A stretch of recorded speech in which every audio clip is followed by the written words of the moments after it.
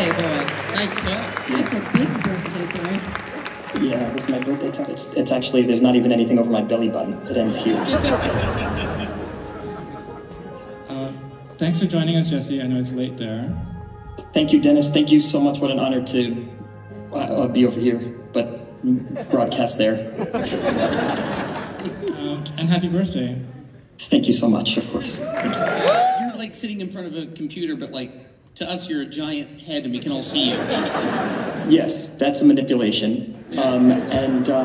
Just so I can just still have the authority over the project. And is it weird for me?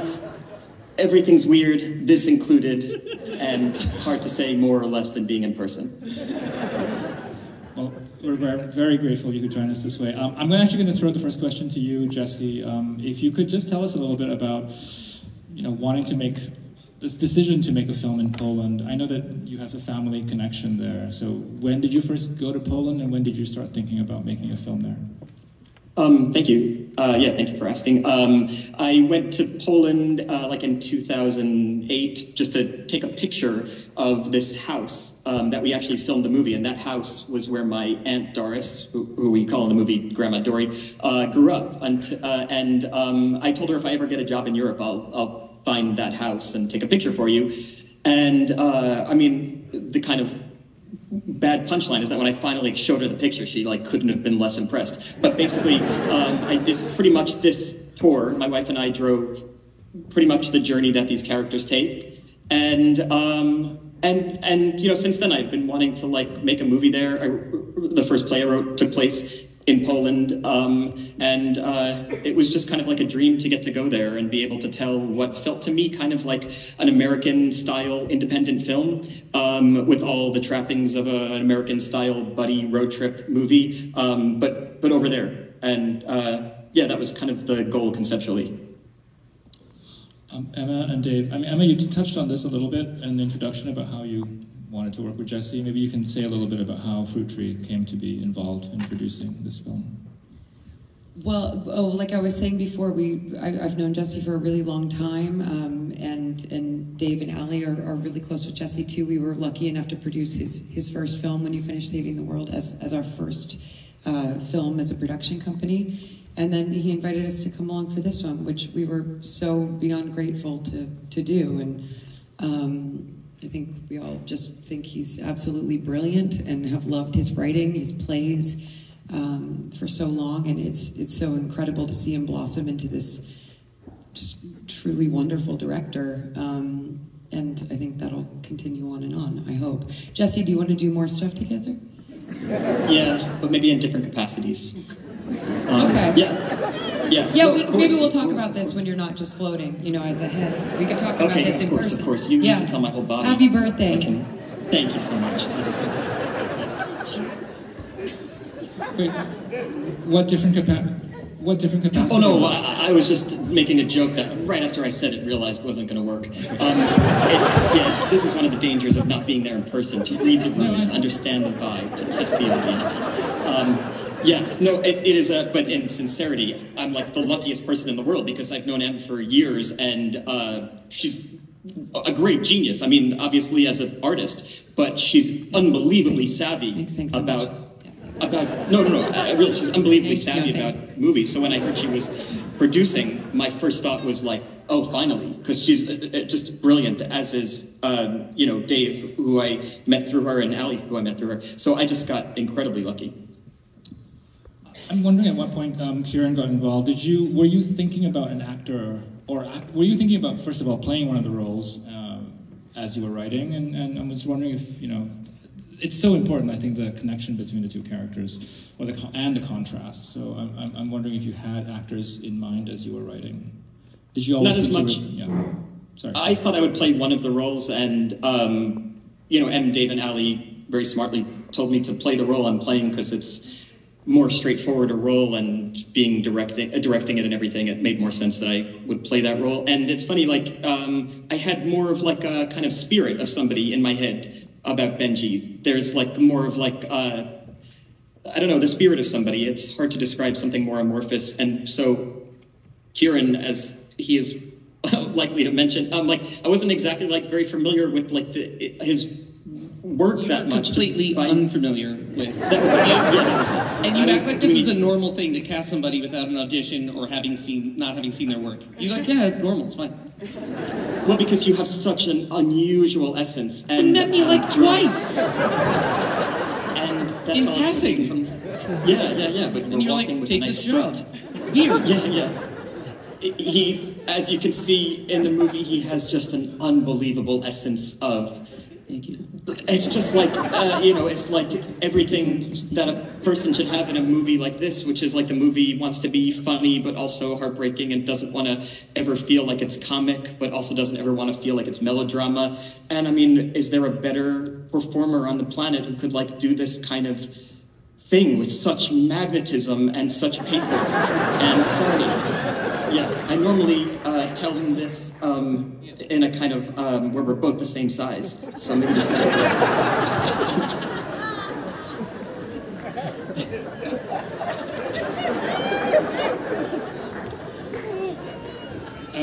Kieran, why did you say yes? Yeah, good question. I didn't know that he was not familiar with me. Yeah.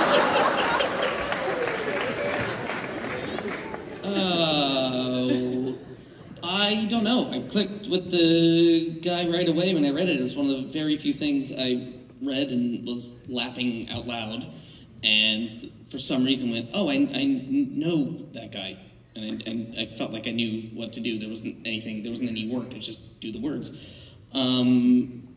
Yeah, it was. I wish there was a more interesting story. I just really liked it. We had a phone call. It seemed to go well. I had no idea he didn't know my work. Wait, there is a more interesting story, which is that you tried to drop out multiple times. That is. I did also. Why did I say yes? I said yes and then spent a long time trying to get out of it. Which is true, because when he asked me to do it, it was like a year out. I went, yeah, that's next year. Fine, I'll probably be dead. It's fine. Yeah, let's do it. And then it became real, and then M actually had a real backwards way of getting me back in, which was to let me off the hook entirely. Do you remember this conversation? Yes. Yeah. You were like, yeah, it's fine. It's no big deal. And I was like, but they're pre-production? And yeah, I was like, okay, I can help you find somebody to play Benji. You're like, no. If you're out, the whole thing falls apart. But it's fine. It's not on you. That's the genius. That's what she did. Of Emma Stone. And I was like, are you sure? I can just go home? You're like, go home. Don't feel guilty at all. I got off the phone. I was like, great. Oh, fuck, I'm going to do this movie now. It was really smart. It was good. She guilt trips all the department heads and the actors, and we just get an amazing crew. Two-hander this film, but I think the ensemble is really important. And since we have Jennifer here, can you talk about casting the other people in the film, and specifically Jennifer in this role? Yeah, I mean, it's the exact same thing. I was desperate to get her because it's the exact same thing of just, somebody who work.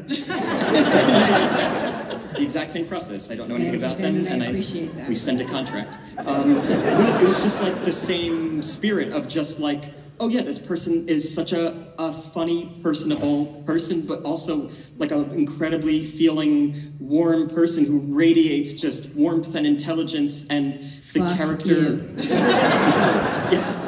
Well, you radiate it. I don't know what's going, but yeah, no, you radiate it. But also with like limited screen time compared to the cousins. Like, you want somebody who comes on screen and you immediately feel like, I know who they are, I love them, I totally understand who they are, and it's so interesting to watch them react and interact with this kind of very fraught cousin relationship.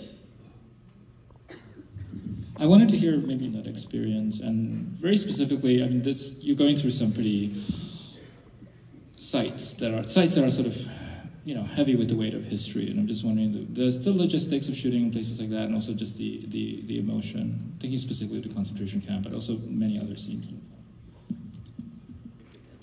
Jesse, if you maybe want to start with that. Sure, yeah, sure. I had been there multiple times to scout, and also had been there as a tourist, and so for me it was like I was in real kind of just the mode of just trying to make sure we get our day and everything, and just making sure people were comfortable. But I was just in the mode of like, we have these 20 shots, we have 2 cameras, we have 25 extras, and we're shooting in this place that is incredibly sensitive. And but for Kieran and Jennifer, they were going in there for the first time, which was wonderful for the movie. If I could speak just selfishly from a creative perspective, was really amazing to see the reactions because it also reminded me that my character was seeing it for the first time, because I was so familiar with everything. You know, Kieran is like a really amazing, devoted father to the point where he actually tried to drop out of this movie because he didn't want to not see his kids. But when we went into this room with all the shoes, and there's kind of like, we were doing shots of these shoes, of kids' shoes, it just kind of like, you know, I could see, oh, it affected him, and it was, again, helpful for me, but also wonderful for the movie. And Jennifer similarly, or not similarly, but in a different scene, actually walked out of the scene. Actually, it wasn't that. It was in the same location, and she literally just walked out. It was amazing to see that because, it was really the only accurate glimpse of how people would respond in this situation who haven't seen it before, which is what the characters are going through. Because the rest of us as the crew, we've scouted, we had all sorts of very strange conversations. For example, our wonderful gaffer, Shemish, is trying to figure out where to put a light for the scene in the concentration camp. So there are all these like very oddly practical discussions about something that is so, harrowing. So that was really amazing to see, and Jennifer was such a trooper because she was really, and she was just so wonderful. She was able to rebound and understand, and at the same time gave us what we really needed in the scenes, which is real reactions to this horrific place. I think it's worth mentioning the predominantly Polish crew who was on the younger side, and there's like a really robust film community there, and just incredible. Film school, and I think, Jesse, you feeling immediate comfort in pre-production out there with that particular crew that was, presented to you. I mean, they were incredible. Yeah, it's so interesting. Additionally, the people who run the concentration camp are like these young, brilliant academics who like spend their lives basically keeping the memory of like my family alive. And it's really unbelievable when you think about it, because Poland, has a kind of fraught relationship, and actually fraught, very modern feeling with like Jewish people. And my experience there as like a Jewish Polish American was that just one of complete gratitude and reverence for these people, including our film crew, including the people who run these concentration camps, for the work that they do to celebrate families that were not theirs, and it's just really beautiful work. I'm so thankful. Kieran or Jennifer, I don't know if you want to add anything to your experiences shooting there. No, the only thing I'd say is I just appreciated that we weren't, it never felt like we were on a set. We didn't do like scene work or there was anything like that. We just visited, and I don't know. I just appreciate that it was on the page that way, and I appreciate that that's how Jesse and everyone approached it. I had never been to a concentration camp, and I was very nervous in anticipation. And everyone says, "Oh, you'll see. Oh, I've never. Oh, you'll see. Oh, okay." And I walked in, and I was like, "Oh, I feel nothing. I feel nothing." And all of a sudden, I started to feel nauseated, and I go, "Jesse, I feel really nauseated." He goes, "Are you sick? Are you sick? Did you eat something?" He's like, "Oh my God, what did you have? What did you have?" I was like, he thought I had food poisoning. I was going to ruin the day. I was like, "No, I don't think so. I think it might be this," but I wasn't sure. But I was so girded and so defended and nervous about it. And then as soon as you had given Will that testimonial, that none of us, hadn't been in the script, none of us had read it, Will hadn't read it, he said, "Here, why don't you stand here?" Everyone's standing around, and he goes, "Why don't you read this testimonial?" And it was, just remember, all I can remember is hearing a word about the dogs, and all of a sudden I was like, "Oh, I'm going down. I'm going down. Oh, whoa." And it was like this.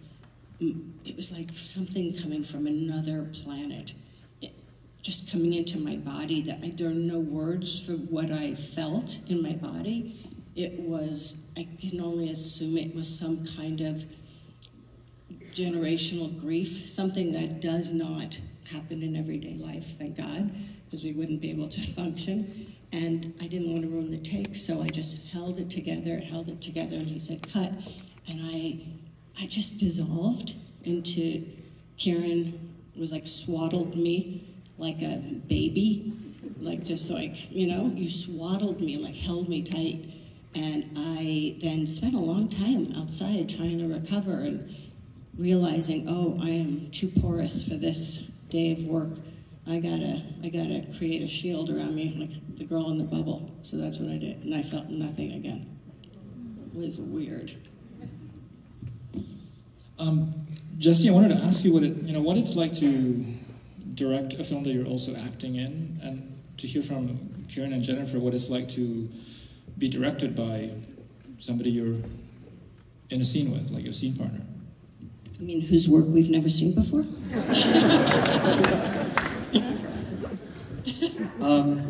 Well, it was a very, very tight schedule and very ambitious because we're like, as you have just seen, like we're in a different location every day, planes, anyway, so there was really like, mercifully, not that much time for me to watch myself in a take, because if I think I went back and watched myself in the take after the scene, I would be probably caught up in something distracting and self-conscious. So luckily we did the scenes and they felt good and we would move on. And so that was really helpful. I would ask the producers and our wonderful cinematographer, Michał Dimek, did that look okay? Was that okay? Did it look like what we had rehearsed? And you would say, does that look okay? Do I look ugly? Yeah, you said that almost every time. Ali, was that good? Yeah. Did I look ugly?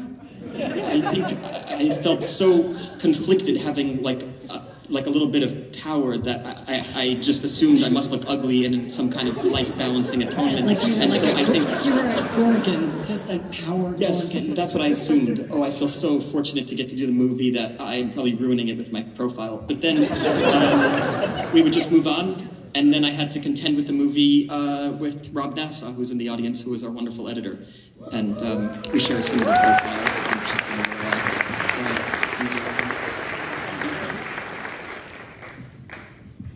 Just to come back to this dynamic, this relationship that the cousins have, Jesse and Kieran. I'm wondering, how did you seemed the film sort of plays on the contrast between the characters and the differences, and I'm wondering if that's true to your experiences. You seem like you're actors who might have different processes. Maybe I would say so. Okay. And for some reason, Jesse was really surprised to see that. You came to my room once and you did my trailer, I guess, and you were like, do you think that you and I were going to be alike? And I was like, no. Why? Did you? And you went, I did. I did? And then you walked away scratching your head. Yeah. But I think we're quite different, but there was no, it was pretty quick. Like, I met you 2 or 3 times before, and then we just started shooting. Like, I don't know, I feel like it's something that worked well. We're very different, but I think we prize probably some kind of like normalcy. We probably have the same frustrations with pretense about so many things that can occur on a movie, and also specifically acting. And so there was a real shared set of like creative values, I would maybe call it, but yet personally just so different. Kieran lives in what he told me was called the moment, and and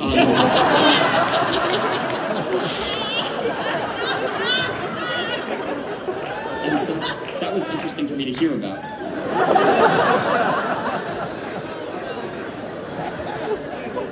I love you. Yes, love you. Very good. Okay, I'm getting the sign that we do have to wrap up, but maybe we can all collectively wish Jesse a happy birthday. You were going to sing. Yeah, I think you were going to sing, right? I think you were going to sing. You were going to sing. Nobody's going to sing for you. That my wishes come true then, right? Unless we all do it very slowly. No, let's do the first thing. Yeah, let's do the first one. Yeah. How about we just get a whole audience? Can you guys just shout out happy birthday? That's a good Just idea. say happy birthday. Why not? Happy birthday. Thank you so Thank much. you, Jesse, for joining Thank you, us. Jesse. Thanks so much. Thank you so You're much. so all. much.